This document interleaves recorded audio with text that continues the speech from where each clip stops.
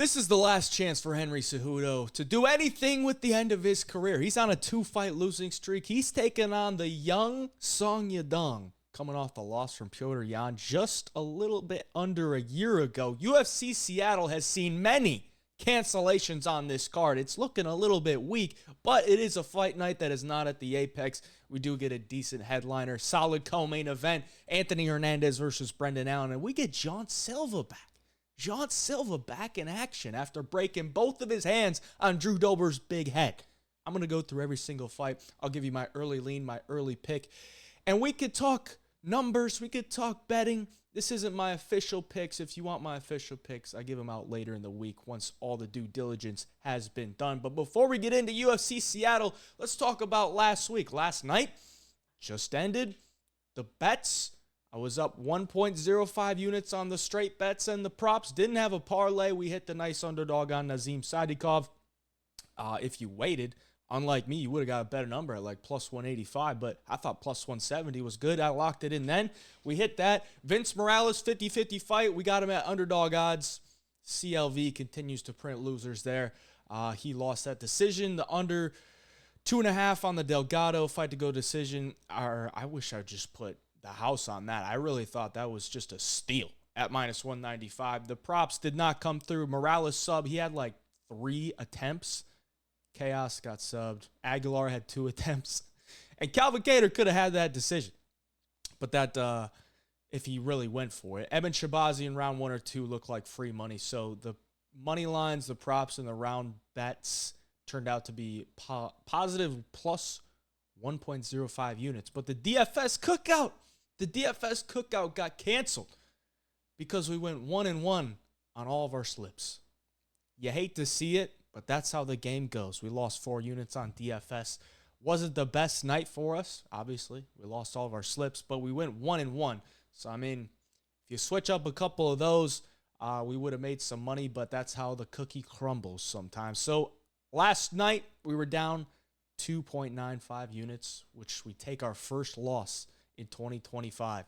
So we're now 4-1 when it comes to profiting on UFC cards in 2025. In 2025 on the year, we're still positive 8.96 units. If you want my bets, jump in the Home of Fight Picks premium membership. Code HeyJive will get you a free trial. Link down in the description below. And let's get into the breakdowns for this week. First fight of the night, or at least that's what Tapology's saying. Nursultan Ruziboev taking on the newcomer Eric McConico. This fight just got thrown together, and I guess it's just because there was a bunch of cancellations and they needed another fight on the card. And then Ruziboev was like, all right, give me somebody. If you saw the tweet, you know what I'm saying. I don't want to say it, but if you saw the tweet, you know what I'm saying. He got Eric McConico, who is an MMA lab guy, pretty old, 34 years of age. But I watch his tape, and he doesn't look too bad. He actually kind of reminds me of like a Khalil Roundtree, like a Walmart Khalil Roundtree. Southpaw, decent hands, kind of picks and chooses the moments where he wants to engage. Sometimes he'll be on the back foot, and then he'll explode with combinations. Sometimes he'll be pressuring you, looking for those big combinations. But ultimately, it seems like he kind of wants to get the fight to the ground, which could be a big advantage here. Because Ruziboev, I don't think is the best grappler. He is a big dude. Obviously, he's going to be a lot taller than Eric McConico, 5 inches, which at 185 is, he's, I don't want to say he's a big 185er because he can make 170, but he is very tall, so that is pretty tough to deal with. But the taller they are, sometimes that's, once you get them down to the ground, they can't get up as easily. So I think Eric McConico could be a live dog here. He is sitting at like a plus 250 dog, and I just don't really think too highly of Ruziboev. On the feet, all he has is like a big right hand down the pipe or a big uppercut with his right hand. His striking is very, very elementary, and I think he just gets away with it because how tall and long he is. He does have big power, and McConico has been knocked out a couple times, but I think if McConico plays his cards right, like he could just use his footwork, choose the moments where he wants to engage, avoid that right hand, get takedowns on Ruziboev. I don't think Ruziboev has much off his back. He does have a bunch of like submissions on the regional scene, but those are against complete cants. Like, we got to look at what Ruziboev's done in the UFC. Knocked out Bruno Ferreira, right hand down the pipe. He's a big dog in that one. He just caught him. Knocked out Cedriques Dumas after poking him in the eye. Okay. And then gets dog walked by Joaquin Buckley. And yes, that's Joaquin Buckley. Like, Joaquin Buckley is levels above Eric McConico. But we saw the flaws of when he gets taken down to the ground, he don't have anything. And he takes some big shots on the ground. I think if McConico can mix in some grappling in this spot, he could probably win it. I just don't really think too highly of Ruziboev. So right now I'm leaning towards the dog in Eric McConico. His tape does look decent, but, you know, he's 34. It's not like he has some big future in the UFC. He's not like a 26-year-old prospect. He's probably just a regional guy that is getting his opportunities. But we've seen it with the MMA lab before. You know, Marcus McGee made his debut at, like 32, 33? And he looks pretty dang good. So Eric McConico, I'm going to take him for the early lean, and we can move on. Adam Fugitt taking on Billy Ray Goff. This one is weird for me because, you know, Fugitt at times just looks so bad, but like his overall frame and skill set isn't terrible. He just doesn't really put it all together. He's a long guy with really solid kicks from the outside. His last fight with Josh Quinlan was just like watching paint dry. Both guys were just throwing one shot at a time. Like, Fugitt would throw a body kick. Quinlan would throw a leg kick. One guy would pop a jab. The other guy would return with a cross. Like, it was just you throw, I throw. That's not how Billy Ray Goff is going to fight. He's going to fight with a lot of forward pressure. He's going to throw a bunch of combinations at you. He's just going to be the Terminator in there walking you down, tiring you out. And I don't really see how Adam Fugitt can deal with that. Unless he gets some type of grappling success going, I think Adam Fugitt is probably fooked. Okay, Billy Ray Goff is a tough motherfucker who just keeps the pressure on. He's going to wilt you eventually. And his last loss against Trey Waters, there's a big argument that he could have won that fight. He was the guy pushing the pace, but Trey Waters is a massive dude. He's what, like 6'4", 6'5", at 170? And he's actually a really solid fighter. Uses his jab well, uses all of his weapons, and that was a tough fight for Billy Ray Goff to win, and I thought he could have arguably won that. He's still 26 years of age, getting better. Fugitt's 36. We've seen him chinned before, and I think Billy Ray Goff can use that pressure, get in on the inside, get some dirty boxing going, rip those body shots, go upstairs, and probably find a TKO finish. So I'm going to take Billy Ray Goff for the early lean. Moving on.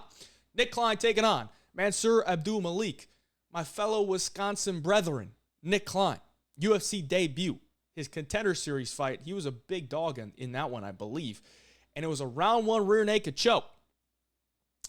And then he gets a contract. I think he took that on short notice. But he's a Pura Vida BJJ guy, which is one of the better gyms in Wisconsin, in Milwaukee. Probably not as good as Rufisport, but it is starting to get on the level. They're starting to get more UFC fighters from Pura Vida BJJ. And that's what Nick Klein is going to do. He's going to look to try to take you down to the ground. His striking is not very good, but when he does take you to the ground, he is pretty strong in his positions. He's going to be looking for those submissions, but I want to say he's position over submission, but the way he jumped on that rear naked choke in his Dana White Contender Series fight was like, okay, maybe he's not position over submission, but a lot of his regional tape does look like it's position over submission. But, you know, he showed he can latch it up. He's taking on an absolute beast here in Abdul Malik, like a real specimen of a human being. And Nick Klein is a teammate of Wesley Schultz, I believe. I believe they both train at Pura Vida.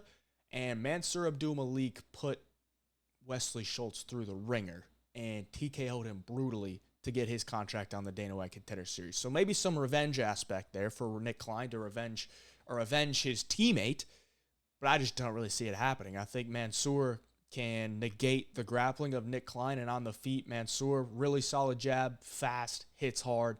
I think he probably TKOs Nick Klein here. So, Abdul Malik is going to be the pick.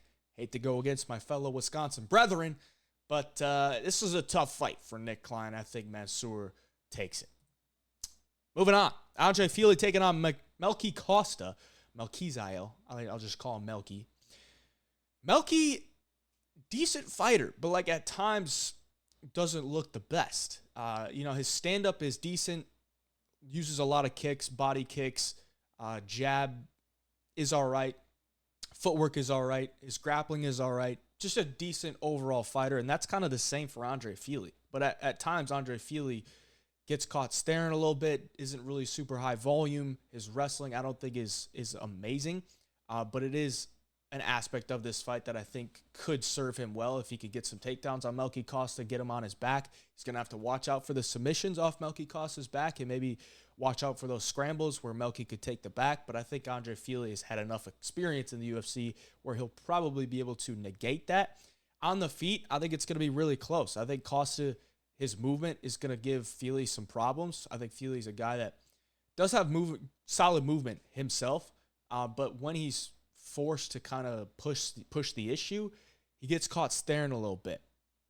Overall, I'm just going to take Andre Fili for the experience gap here. This is, I don't want to say a step down because Melky's not a terrible fighter, but it is a little bit of a step down. You know, he's flirted with those matchups inside the top 15, and every time he gets a top 15 guy, he usually loses or he gets sparked. He's 34. Sacramento guy, so it's just a little bit north going up to Seattle.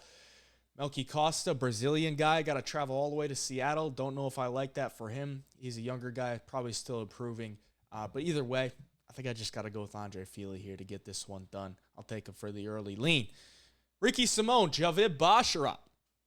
Now, this is one where I think it comes down to fight IQ. That's a very, very touchy top because watch my recap for UFC Vegas 102. The fight IQ of these fighters, to me, is just unbelievable how bad it can be. But Ricky Simon, if he comes into this fight with a solid game plan, I think he could beat Javid Basharat. Javid is looking at a minus 300 favorite right now. And that's always tough because the way that he fights is kind of like a Yusuf Salal. He wants to pick you apart at range, mix in some takedowns if you get too close, and go to work from there. But he doesn't have big power. His volume at times can be lacking just because he likes to stay to the outside, and if you're not really engaging with him, then he's not going to land a lot. But if you can bring the forward pressure, if Ricky Simon can bring the forward pressure, look for takedowns of his own, get in on the inside, look for some dirty boxing combinations. Javid Basharat does not want to be there. He'll be very uncomfortable. Javid, his last fight against Ayman Zahabi bit down on the mouth guard and was throwing. He was bringing the pressure. Every time that Javid would throw something at him, he would throw 2 to 3 more punches. That's what you got to do against Javid. You can't just do this tit-for-tat striking battle and then allow Javid to look for takedowns. Even if you stuff him, the tit-for-tat is just going to go to Javid because he's a lot better, he's a lot quicker.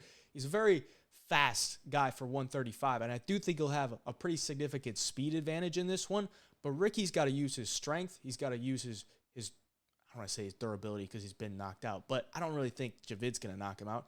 He's just got to bring the dog to this fight. And considering he's a Washington guy, kind of fighting on home soil here, maybe he could pull it out. Ricky's about plus 250 right now. I am tending to lean towards Ricky Simon in this one. You look at his losses, man. Vinicius Oliveira looks like a real stud. That was his last loss. And then it was Song Yadong. No, it was Mario Batista. Mario Batista looks like a freaking stud, even though he's an absolute coward. And then it was Song Yadong.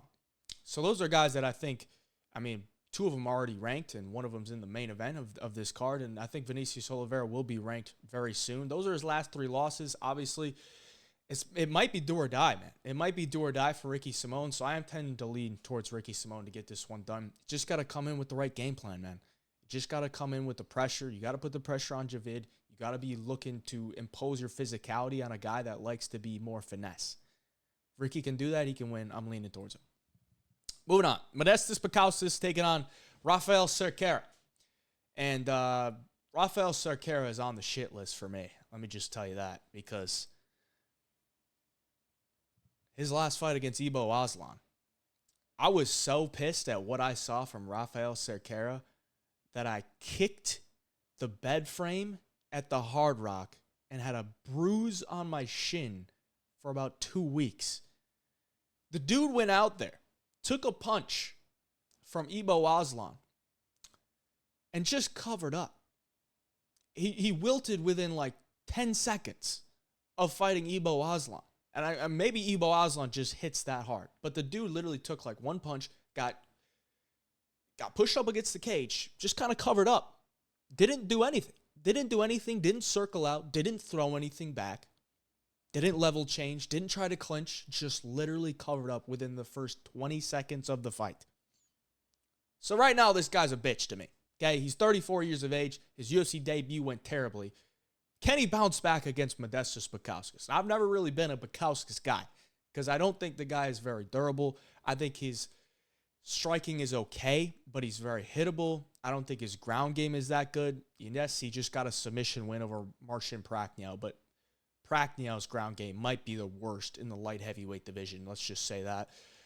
So, I mean, Cerquiera's skills, like this guy on the regional scene was 11-0, but he was fighting cans, and his skills looked okay. Like, it wasn't really anything that was jumping off the board. He was fighting bums, so of course he's going to look good.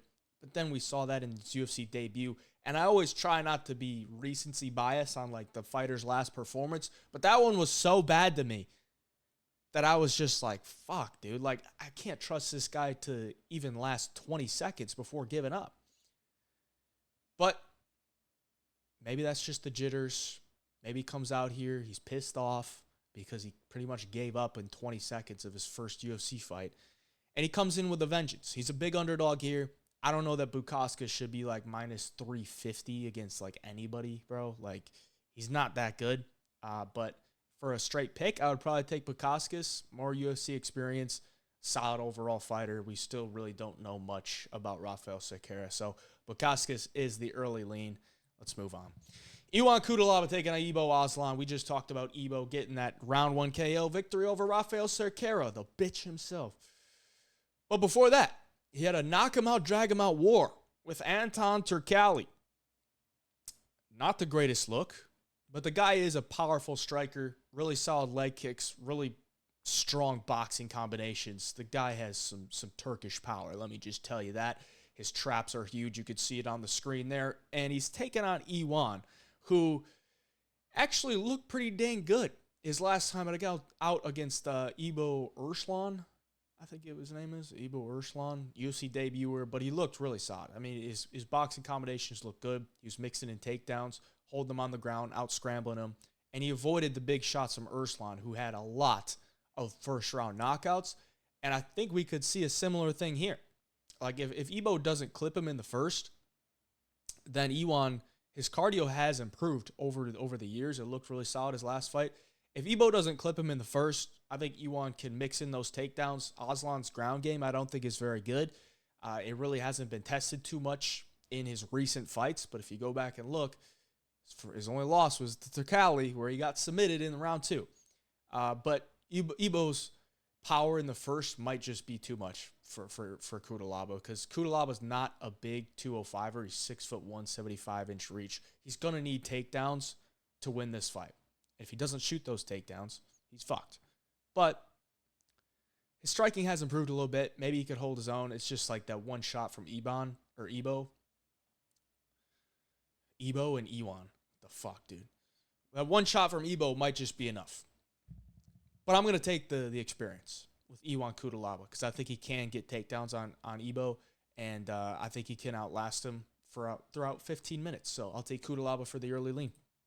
Before we get into the main card, once again, if you want my bets for this card, jump in the Homo 5 Picks premium membership. Use code HeyJob. You get a free trial. We're positive 8.96 units on the year. 100 units last year and 44.76 units in 2023. So we're proving over the course of the year we will be profitable. We have been profitable in 4 of the 5 UFC cards throughout 2025. And we're looking to continue it. If you need a sports book, jump on Wager Attack. There's a link down in the description below. It's available in all 50 states. You get a 200% free play bonus. So if you deposit $1,000, you're going to get $2,000 in free play. That's huge. That's huge.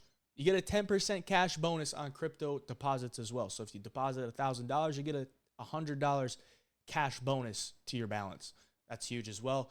It's available in all 50 states. Money lines, parlays, over-unders, props. They got all that.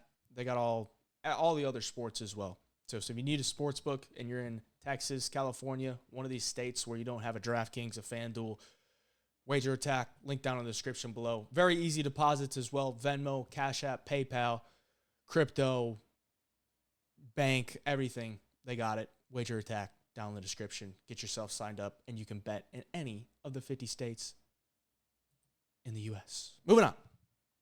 Main card. Alonzo Menifield taking on Julius Walker. Julius Walker making his UFC debut. And I had a couple of people DMing me saying, this guy Julius Walker put the house on him. So this is before I watched tape. And I'm like, all right, interesting. I mean, the guy's 6-0. Like, yeah, he's probably looking pretty good on the regional scene. He's 25, 6'4", 81-inch reach. Pretty solid frame. Then I watched his fights, and I'm like, this guy is really not, like, just absolutely dominating guys. Like, he's had some moments where he's on his back, where he's having to reverse, get back up to his feet. He's taking shots on the feet, really sloppy striking defense. But then he always ends it with him in a dominant position, either getting a rear naked choke or ground and pounding his opponent out. So there are some holes in Julius Walker's game, and I would say his biggest hole is his striking and the fact that he can get taken down. But he's found a way to overcome that on the regional scene. But now he's in the big leagues. He's in the big leagues, and he's taking on Alonzo Menifield, who has been around the top 15 of the light heavyweight division for quite some time. He's 37 years of age, so he is getting a little bit older, but he's always in phenomenal shape. Absolute tank of a human being. His last two losses are to, what's his nuts? Carlos Olberg and, the fuck's his name? Whatever. He's on a 2-fight losing streak, so it's not looking good. It's not looking good, but his level of competition is a lot higher than Julius Walker has ever faced in his life. So this is going to be a big shock for Julius Walker when, you know, he shoots a takedown and Alonzo Menifield just shucks him off, or he takes a shot from Alonzo Menifield and he's like, oh, fuck, I got to keep my hands up. Because the guy doesn't keep his hands up on the regional scene. Doesn't keep his hands up. His striking is very sloppy. It's not very good. And I just think there's levels to this, man. Like, you're 6-0 on the regional scene. You're coming in here facing a guy that's been fighting top 15 guys in the UFC. And I know it's the light heavyweight division, which isn't super deep. But, like, Alonzo, you should beat this guy. The only thing that kind of scares me is watching back the Menifield versus Crute fight, the first one, where Crute was taking him down. He was putting him in these submissions. And Menifield started to wear down a little bit.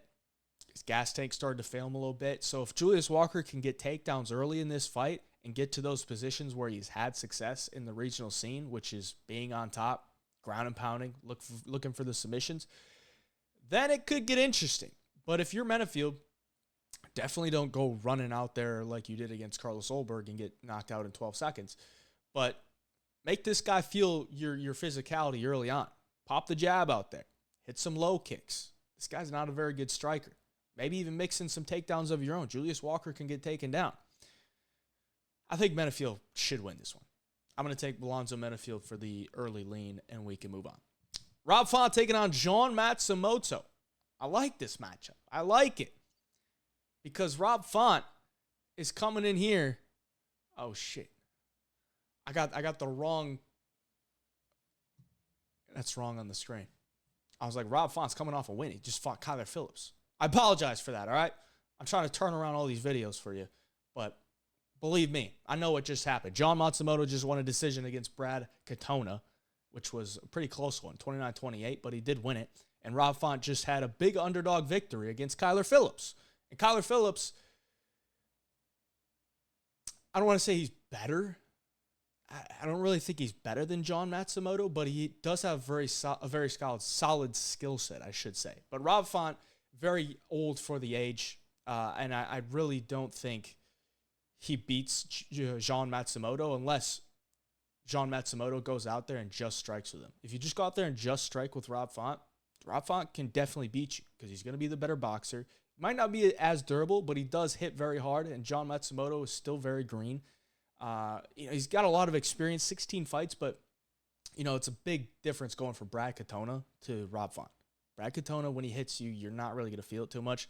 Rob Font does have lunch boxes for hands at times, and Rob Font's jab is going to bust your nose up and maybe make you panic. So I think John Matsumoto needs to get some takedowns in this fight to have success. On the feet, I think John's a good striker, but I just don't really trust him to outstrike Rob Font for 15 minutes. You know, I think he's going to have to get takedowns on Rob Font, which we have seen be a disadvantageous position for Rob Font. But then we look at Kyler Phillips, and Kyler Phillips was getting takedowns on Rob Font, but Rob Font had the ability to get back up to his feet, get back up to where he wants to be, and put the pressure on Kyler Phillips and ultimately win the fight by decision. I think that is a real possibility here, but I am going to side with the younger guy in John Matsumoto at the current moment right now, just because Rob Font's a little bit older, very, very aged at this point. I think there is a new age of MMA fighters coming in where John Matsumoto can stand and strike with you. He can take you down. He can submit you. And, I like John Matsumoto as a prospect. So I'm going to take him for the early pick, and we can move on. Jean Silva taking on Malik Baghdasaryan. Don't know why they matched up Jean Silva with Malik Baghdasaryan. Doesn't really make sense to me. He just beat Drew Dober, and now you're throwing him Malik Baghdasaryan.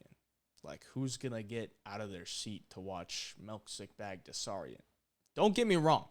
Malik is a solid fighter and a very solid kickboxer. So I am interested to see how this fight plays out on the feet. But Jean Silva is a very solid striker as well. Like, the guy has such great timing, such a good mind for, like, when to go, what to throw. It just seems like he's flowing out there. But Malik is a very solid kickboxer who is fast, hits hard, uses his weapons pretty well. It just comes down to the lack of takedown defense, lack of submission defense, and I think that's where Jean Silva gets his edge in this one. Jean Silva can mix in the takedowns. He hasn't really done it too much in his UFC career, but he does have really solid BJJ, really solid takedowns. And if he goes to it in this one, I think he can make it look easy. But if he just stands and strikes with Malik Baghdasaryan, it could get interesting. Jean Silva is going to hit harder. He is also very fast, very explosive, and just very, very sharp. Like, these Fighting Nerds guys have some of the sharpest counters. They just look so confident when they're striking. It's like, it kind of gets into the head of their opponent a little bit, where you're waiting, and then you throw something, and then they just slip, and then you're like, oh, fuck, dude. Like, anything I throw at this guy, they're going to make me pay for it. I think that's what it comes down to. John Silva is going to be my pick. He's a big favorite in this one. Like I said, if it's a kickboxing battle, it could definitely look a little bit closer than the odds entail. I think John Silva is like minus 500. But I do think John Silva wins. I'll take him for the early lean, and we can move on to the co-main event. Brendan Allen taking on Anthony Hernandez. Hernandez coming in here with all the momentum. Brendan Allen's momentum was put to a halt after he lost to Nasruddin Imavov, which doesn't look like it's the worst loss. He had a great first round, got the takedown, won the first round, and then lost the next two pretty much, I don't want to say pulling guard, but he looked gassed out. He looked like he didn't want to be there. He was rolling on his back, like just trying to have Nasruddin engage him. It was a bad look, a real bad look for Brendan Allen. But he's a solid fighter, and his ground game is his best attribute. Most importantly, his rear naked chokes. And if Anthony Hernandez comes into this fight and is looking to grapple and he gets into a bad spot with Brendan Allen where Brendan Allen's on his back, could be wraps. But overall, I think Anthony Hernandez will be keen to it. This is a 3-rounder, which makes it a little bit more interesting. Over the course of 5 rounds, Anthony Hernandez loves to wear you down, and he's probably going to take those 4th and 5th rounds more often than not. So a 3-rounder is a little bit different, but I do think Anthony probably gets his game going later in the first, into the second, into the third. Maybe we see a decision or a late TKO from Anthony Hernandez. Maybe that's a nice little prop, a little TKO from Anthony Hernandez. Because Brendan Allen, if he's going to be, rolling to his back like he did against Nasruddin Imavov, Anthony Hernandez is not going to be scared. He's going to go down with him. He's going to put the fucking pressure on you. He's going to elbow you in the face, and he's going to make it hurt. So I'm going to take Anthony Hernandez for the pick. Brendan Allen's striking, I don't think, is good enough to knock out Anthony Hernandez early, and I think that's kind of what you need to have to beat Anthony Hernandez. His cardio is always going to be better than yours. His pace is always going to be better than yours. His wrestling is just going to continue to chain takedowns. And if you can't put him out in the first 7.5 minutes, or out grapple him in the first 7.5 minutes to where, you're on his back and you're not losing all your energy by defending these takedowns and this constant pressure, then he's going to beat you. And I don't really see it from Brendan Allen in this one. So Anthony Hernandez is going to be the official. I don't want to say the official. The early pick. He'll probably be the official pick as well. Moving on. Main event. Henry Cejudo taking on Song Yadong. The last chance for Henry Cejudo. And I don't know if you saw the interview he had with our boy Jake from Home of Fight, but the dude was like smoking something on the interview. And that was like a week away from his fight. What is going on with Henry Cejudo? Is he pulling a Ryan Garcia on us? I don't know what's going on with this guy. He's always been super cringe to me, but you got to respect the body of work that he has. And, you know, even coming back after the long layoff, lost to Aljo in a title fight where he arguably could have won, and then a loss to Merab where he won the first round. He's still got some great skills. I just think this comes down to youth and I don't want to say durability because Henry's not like an undurable guy, but it comes down to youth, speed, power, and I just don't think Henry Cejudo's game is built to like win fights in the UFC anymore. I just don't see it. Like you have to have his wrestling game and like his weird karate style striking. It's just, you're 5'4", bro. Like you're gonna karate strike at 5'4" against Song Yadong. He's just gonna box you up. Like Song Yadong's boxing is really solid, big power. He got out wrestled by Petr Yan in his loss, and that was a 3-rounder where I think Petr Yan would have won if it was 5 rounds. But Song won a round. It was a very razor close fight, and Song was outstriking him early, which a lot of people do tend to do to Petr Yan. They outstrike him early, but I don't see Henry Cejudo outstriking Song Yadong. I don't think Cejudo is going to get takedowns at will on Song Yadong. His takedown defense has improved a lot over the years, and I don't really think Cejudo's striking is going to make Song respect him enough to where, you know, against Petr Yan, you have to respect Petr Yan's striking, and then boom, he shoots a takedown on you, and he's on top. He's got really good top pressure. I don't think Cejudo's striking is going to be able to make Song respect him enough to where he has to fear the level change, you know, where he's got his hands high and his hips are open where Cejudo can blast a double. If Cejudo can get his wrestling going, it'll be interesting. But, you know, I think this is a very similar fight to where Ricky Simone had with Song Yadong, to where Ricky doesn't have the striking to make Song respect him. I don't know that Cejudo has the striking to make Song respect him. It's probably going to turn out to be mostly kickboxing where Song has the edge. So I'll take Song Yadong for the early lean. He'll probably be the official pick as well. But that's the breakdown for UFC Seattle, the early lean. Appreciate you for watching. Like the video for me. Subscribe to the channel. We'll be back here throughout the week with more content for you. Till next time, hey, Job Picks, we out.